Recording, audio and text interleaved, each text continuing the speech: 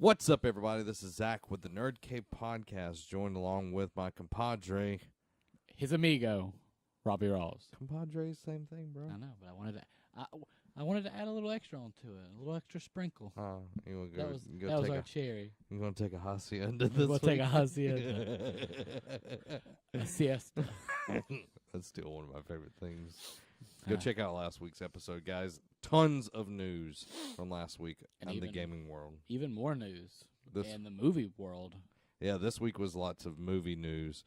But first off, guys, if you want to get this podcast early, you want to get it before the news is kind of like, oh, well, I heard about that. You still want to hear our opinions. But if you want to get it fresh off the presses, go over to Pt.1.com/nerdcave and get it there before anybody else on the interwebs. Or you can stick around on youtube.com/nerdcave network and you can get each segment day by day. A nice little breakdown. So if you want to hear about Spider-Man news, you can tune into the Spider-Man segment. Mm-hmm. If you want to hear about this, you can just kind of, wait and see what comes out. And Yep. Friday we released all of it. I don't know what that is. That's a thing. That was a little graphic, but It's yes. okay. Friday, we released our podcast and the full YouTube version for all the services around the world. All over. Yes. Derek cannot be here this week because he's off in... The happiest place in the universe. Yeah, without us. Didn't bring us. You jerk. We're all doomy gloomy over here, and he's in Disney World living it up. Yeah. Like he's been sending pictures and stuff. I haven't replied to him. I've been extremely busy. It hasn't been just because I was like, screw you, bro.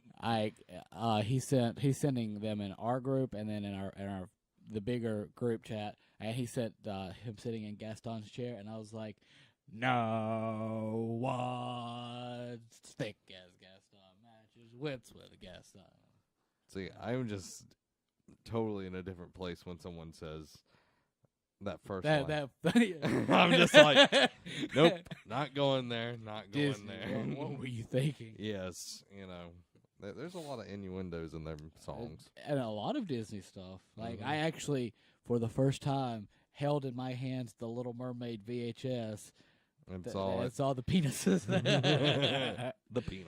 That was hilarious. Thank you, Holly, for hooking us up with that. Yeah, so there's been a ton of movie news, new trailers, new Things. news, and we, of course, are more. We talk more about the superhero movies than anything, and then we talk about movies that we love and that are near and dear to our heart. First off, last week we got a little tease. Of Spider-Man, the trailer that was coming for Spider-Man Homecoming, and then they dropped it. They dropped the base, and it's great. It looks great. It does. I was not huge on, the Vulture. Really? Being the before you saw it? Yeah, but now that I've seen it, I'm like, okay. I was like, this works. I was thinking of like the old 90s cartoon Vulture. Yeah. Where he's like in the pajama bottom, and I'm like, nah. But this one looks really good. I'm happy where I think Keaton's going to do an amazing job as the Vulture. And that's not the only villain we're going to have in this. Yeah, we're going to have the Tinkerer and the Shocker in the movie. So you're... Three, not the hugest villains for Spider-Man, but three that could be, if they do it well, could be amazing. Yeah, and you saw Tom Holland. We saw him in Civil War, and he did a great job as Peter Parker. That younger version of him, just childlike in his way he goes about things. And the director has confirmed that Peter is going to be 15 years old in the movie, so he's going to be a lot younger version of Peter Parker than we've seen him, because we've usually seen him as a college student. Yeah, a young adult. Yeah. So one thing that's very interesting, though, is a lot of things that are in this movie are pulled from the Miles Morales version of Spider-Man and not the Peter Parker version of Spider-Man. His best friend, I can't remember his lead or whatever his name. Miles Morales has a best friend that he confides in that's Asian American, and you see that here. You don't see a Mary Jane. You see this other girl. So it's a lot of things that are Miles Morales' It's a little story, trippy.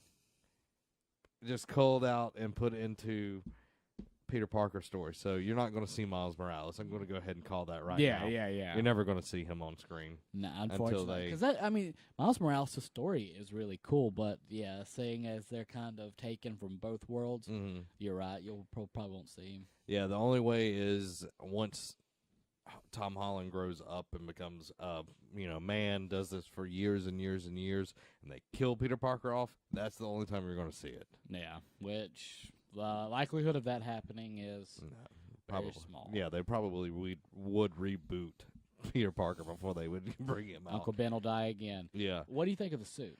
The webbing wing things. I think it's cool. I think it's a nice nod to, back in the day, the Spectacular Spider-Man type deal. It's pretty cool.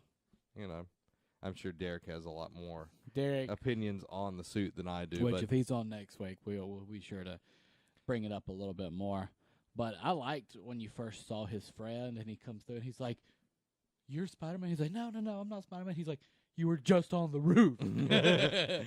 Yeah, I'm glad to see the chemistry. I'm curious to see where that goes. I'm liking what that friendship is going to be, because that makes him human, and that's one thing that Marvel has always done really well, is make their characters feel human and feel relatable. Oh yeah. So excited to see where that goes. I'm interested to see what the relationship is with Tony Stark and Spider-Man. It's cool to see that Tony's going to be in this one, but I think the hands down funniest part was when he goes to reach and open the door and Spider-Man hugs him. He's like, that wasn't a hug, kid. I was just opening the door for you.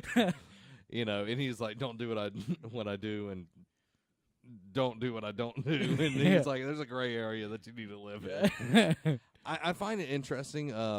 It's going to be cool to see the relationship that grows there between those two. It kind of reminds me of the relationship going into Civil War, because Peter and Tony were really good friends going into the Civil War comics. Yeah. Peter worked for Tony, so pretty interesting to see what's going to happen there. Tony taking on that mentor role more and more, and it's interesting that he's growing up. The things that he has seen, from Avengers through Civil War, when everything happened and everything, he's had to grow up, and he's not this playboy anymore, and he's lost Pepper, and just a lot of things that has changed Tony Stark, but he's still Tony Stark. He's still Tony Stark. He's still an arrogant prick sometimes, but you do see him becoming more of a mature, kind of more of an adult figure. Mm-hmm. I'm excited for it. If you haven't checked out the trailer, definitely do. I think Michael Keaton as Vulture looks really, really awesome. Yes. And he looks very he looks like he will kill someone. Yeah, I know in the older cartoons that we used to watch, he did not look He was always just an old man. He did not look menacing at all. No. This one looks like he'll tear your face off. Yeah. So I'm glad that we keep saying interesting a lot, but try talking as much as we do on these things. I'm glad to see them taking a smaller villain, not going the Doc Ock route, not reusing Green Goblin right out the. Doc Ock was spectacular. I love that movie. Spider-Man 2 is probably still one of the best, but not going back to the well and redoing it. Like they've done over and over with the Joker and over with Two-Face, and doing something that's new and different. There's a freaking giant gallery full of, as I hit a chord, rip out of villains for all these different superheroes. Some would call it a rogues gallery. I was seeing if I set up somebody, but anyway, that there's a ton of them that they could pull from. I would love to see Mysterio. Oh show God, up. Mysterio would be awesome. Would be sick nasty, as the kids might call it. Still, I might be a little out of touch, but it's definitely be on fleek. There you go, fam. But lit. But I mean, I'm happy that, like you said, they're going with the Shocker. They're going with The Vulture, Tinkerer the and Tinkerer. Vulture. Yeah, so very like B-level enemies, and But they're still gonna be good. yeah, I think it'll be really cool. And Spider-Man: Homecoming will be releasing July 7th, 2017. That's my birthday month. Now, I know this is going to be a big movie. I know everyone is going to go watch this because Spider-Man always does well until it's not doing well. Yeah, Spider-Man 3. Yeah, Amazing Spider-Man 2. Just looking at both of those cases. But it is already confirmed that Homecoming will be having a sequel set in 2019. There will be another sequel. Already, before it's even out. Like, I know it will do well, but it's going to do amazing. But it's this thing where everybody's so fast, everybody's like wanting to build a universe, and that's what happened with Amazing Spider-Man. They tried so hard and so fast to get a universe established because they think that's the way to do it. Sometimes slower is better. Hollywood is jumping the gun. I know I talked on Jeremy's and Houston on their podcast, the Not Movie News, but it was about movies. I'm slightly confused, but anyway, it's a Be Terrible production. Go check them out. They're awesome. We were talking about this, not this, but we were talking about Deadpool already making a third movie. Yeah, it's already set. It's already set for a third movie, and they haven't even found a director for the second movie. And sometimes you just have to sit back and think, how about we work on making this one as good as possible before we even start thinking about the next one. Yeah, let it sit in like the back of your head a little bit, but don't let it be a forethought, because when you make something that's coming in the future your forethought, you lose what's happening in the present. Yep. And I think that's the biggest thing. You can see it that DC, fell into that themselves, trying to set up all of these movies, Cyborg, The Flash, Aquaman, Wonder Woman, Green Lantern Corps, all of these things, and they're not focusing on the main two. They made a Man of Steel movie that was and then they did Batman versus Superman, but they haven't really established the main two of their universe. And I felt like, because what did Marvel start with first? They started Iron Man, technically. Yeah. But in this new era. Yeah. And, they should have started. They started right. They started with Superman. They started with Batman. But I felt like we should have explored them a little bit more before we got into the Batman versus Superman, because, a lot of that movie still has left a lot of bad taste in some people's mouth. Like, I watched it a second time, and I appreciated it more than what I did the first time through. But you should have, worked more on your two base characters before you brought everybody in. Yeah, and then you see it with Suicide Squad. Like, they tried to alter course, but it was already, that train had already set down the tracks, and they were trying to alter it by, reshooting things and everything. And it was already done, and they're just throwing things at the wall. And, guys, I love DC. We all do. I love DC, but they didn't establish what Batman, who is this Batman? What is his motivations? We really, besides the death of his parents, we really still have no idea. Yeah, and you see him as a seasoned Batman, but you don't know what has made him into that person.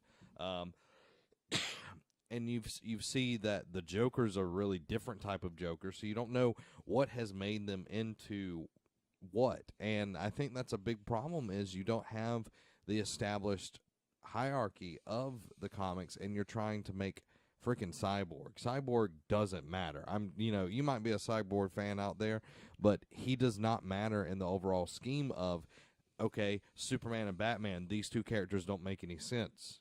Like like you don't know who they really are. Yeah. And that's a big thing, and I don't want that to happen to Spider-Man, and I know Marvel is having a hand in it, but there needs to be something where it's like, okay, let's focus on making Homecoming the best that it possibly can be, and pushing the crap out of it, and just making it spectacular. Yeah. Oh. I think that's what they're doing, and seeing that they do have it set up for 2019, I think that's more of like I said, like a back of the mind thought process right now, and because you're not seeing them push it, you're not seeing them making a lot of big headway with it. Which a movie that's coming out July 7th, where it's December 11th right now. Mm-hmm. That movie is just about done. Like they're polishing it up right now, getting ready polishing to that turd. They're polishing the Marvel turd, but Marvel. No, I don't think it's going to be crap. no. But I think it's okay that at this point, like if they would have 5 or 6 months ago said, "Hey, we already set up," then I would have been like, easy killer, like the Deadpool thing. Yeah, like Deadpool right now is that way too early. Yeah, and we axed this topic, but they've already moved Justice League 2 out of the way for a Batman solo movie, which I think is the right way. Yeah. I think it's a little late for them to do that. They should be putting out Batman before they do Justice League, to be honest.